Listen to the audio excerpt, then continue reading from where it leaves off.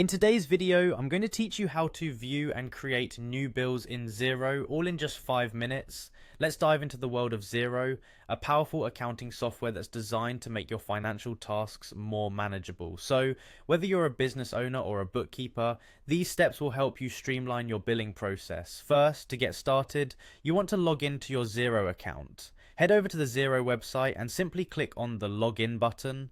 Once there, enter your email and password to gain access to your account. After filling in your details, click Login once more to proceed to your dashboard.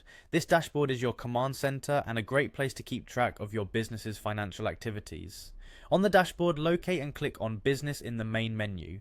This action will give you a drop-down list. From this list, select Bills to Pay.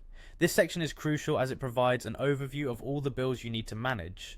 Here you can view bills that are in draft, awaiting approval, awaiting payment, have been paid, or are set to repeat. Navigating through your bills is simple. If you want to see what's in the draft stage, there's a section specifically for draft bills.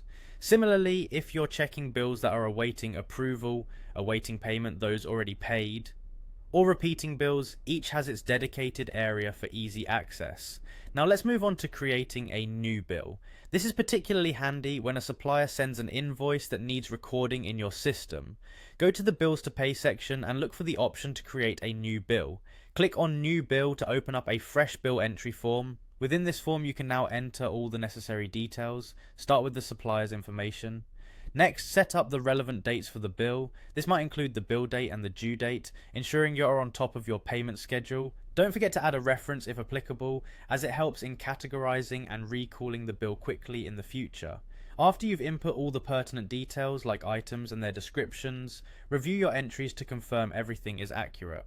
Once you're satisfied, you have two choices: save the bill as a draft or click on Approve. Saving it as a draft is useful if you're not ready to finalize it or need someone else to review it first. Approving the bill means it's ready for processing and payment scheduling.